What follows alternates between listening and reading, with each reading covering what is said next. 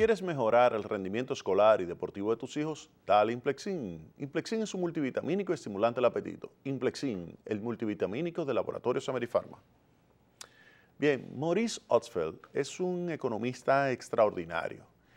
Todos aquellos que hemos estudiado economía, hemos leído sus libros de texto. Tiene dos libros de texto sumamente famosos, uno con Kenneth Rogoff, que es de la Universidad de Harvard, y otro es con Paul Krugman. Y ambos libros son de economía internacional, uno más, digamos, más complicado que otro, pero ambos son excelentes libros de texto. Maurice Ostfeld acaba de ser nombrado como el sustituto de otro gigante de la economía, que es Blanchard, Olivier Blanchard. Pues Blanchard también, que fue profesor de MIT, también Ostfeld fue profesor de MIT. Ostfeld también estudió en el Instituto Tecnológico en Massachusetts, fue profesor de Harvard, actualmente es profesor de Berkeley, y fue profesor de Columbia también. Y es una persona con un dominio extraordinario de lo que es la economía macroeconómica, así como también la economía a nivel internacional. Pues bien, Maurice Ostfeld va a trabajar en el Fondo Monetario Internacional como consejero económico y además director del Departamento de Investigaciones Económicas en el fondo.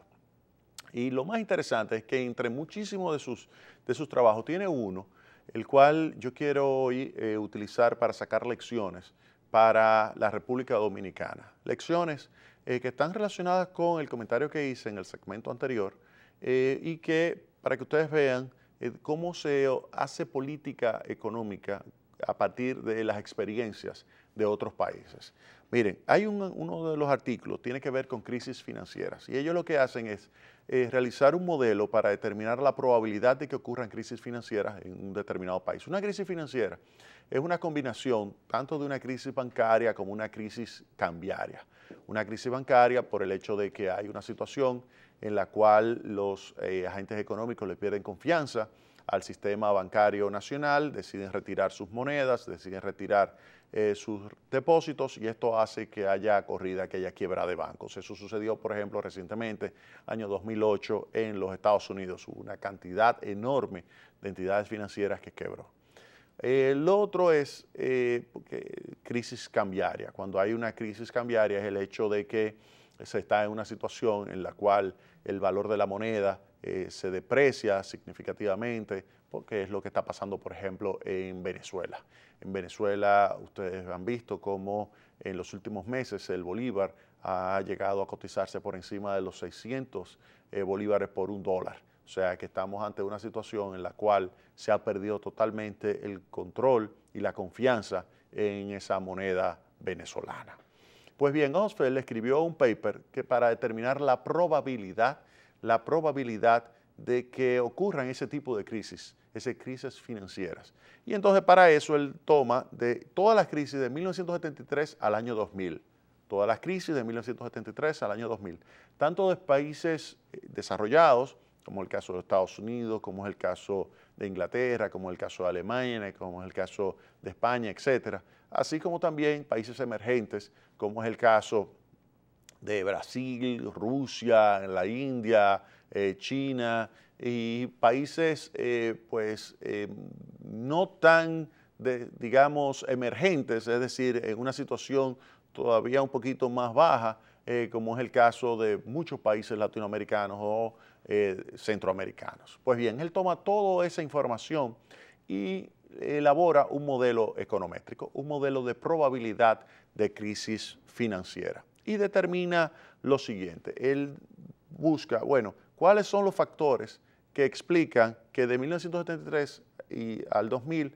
hayan ocurrido en diversos países crisis financieras. Vuelvo y señalo, crisis financiera entendida como una crisis bancaria, una crisis cambiaria combinada que genera una pérdida de confianza de la moneda, proceso de inflación, deterioro de la actividad económica y muchas veces desemboca en corralito, como lo que está sucediendo, por ejemplo, en Grecia.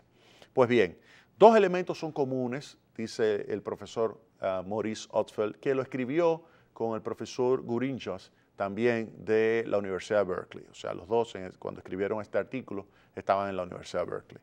El primero es el incremento del nivel de deuda. Cuando usted tiene un incremento del nivel de deuda pública, usted tiene un aumento de probabilidad de una crisis financiera. Es decir, que los agentes económicos piensan que puede suceder una pérdida de confianza en la moneda, una pérdida de confianza en los bancos, cuando hay un aumento del nivel de deuda con el sistema bancario nacional. Es decir, si los agentes económicos incrementan lo que son sus deudas con el sistema bancario nacional porque hay un boom crediticio, siempre que hay un boom crediticio, huela lo que por ahí atrás viene una crisis, eso es lo que regularmente sucede.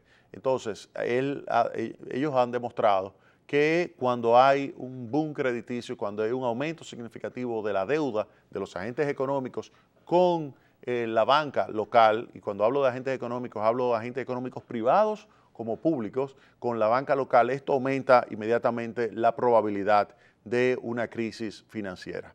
El segundo es la apreciación del tipo de cambio real. Cuando se tienen políticas, por ejemplo, como lo que está llevando a cabo Venezuela, que trata de colocar muchos controles aquí, controles allá, cambiarios, como lo que ha sucedido en Argentina en diversas ocasiones, pues en esas situaciones lo que ocurre es que se aprecia el tipo de cambio real. Una apreciación del tipo de cambio real significa una pérdida de competitividad, y una pérdida de competitividad implica una disminución de la capacidad de poder vender al extranjero de una forma tal que sea rentable.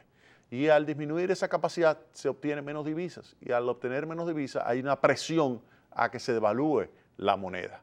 Entonces, ese tipo de apreciación del tipo de cambio real, que disminuye también la actividad productiva, genera un aumento del desempleo, pues todo esto implica un deterioro de la capacidad de la economía de poder cumplir, por ejemplo, con sus obligaciones con el sistema bancario, porque si hay una caída de la actividad económica por la apreciación del tipo de cambio, entonces hay una disminución de la capacidad de cumplir oportunamente con sus obligaciones financieras, y esto genera entonces una pérdida de confianza en el sistema bancario. Pero además, esa apreciación lo que significa, como caen las exportaciones, es que en algún momento vendría una depreciación, y entonces los agentes económicos hacen lo que se conoce un ataque especulativo en contra de la moneda nacional. Y esto hace entonces que se combine una crisis bancaria con una crisis cambiaria, y esto junto es lo que se conoce como una crisis financiera. Entonces, ahí hay dos elementos del profesor Maurice Ostfeld.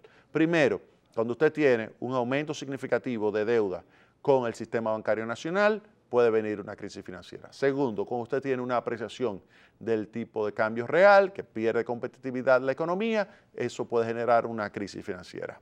Otra lección también aprendida de todos esos casos que el profesor Maurice Ostfeld, que vuelvo y señalo, va a estar sustituyendo a Olivier Blanchard en el Fondo Monetario Internacional, pues otra lección aprendida de estas investigaciones de Ostfeld es que a mayor reservas internacionales, menor probabilidad usted va a tener de crisis financiera. Es decir, si usted tiene el Banco Central, como ha ido logrando el Banco Central en los últimos años, que va acumulando cada vez más reservas internacionales, pues esto le ayuda a mantener el mensaje adecuado a los agentes económicos de que hay suficiente liquidez para cumplir con los compromisos de corto plazo de la República Dominicana con el exterior. Y al mismo tiempo le mando un mensaje a los agentes con relación al mercado cambiario de que no habrá ningún tipo de presión cambiaria que explique una tendencia hacia la depreciación de la moneda local. En consecuencia, mayor reservas internacionales reduce la posibilidad de una crisis cambiaria, pero al mismo tiempo, como no hay ningún tipo de ataque contra la moneda, tampoco habría una posibilidad de que haya ataque contra el sistema bancario, porque no habría ningún interés de parte de los agentes económicos de ir a buscar liquidez en moneda local para cambiarla a moneda extranjera. En consecuencia, disminuye la mayor cantidad de reservas internacionales, disminuye la probabilidad de una crisis. El otro tema que también Maurice Ostfeld pone mucho hincapié en sus trabajos es el tema del déficit público.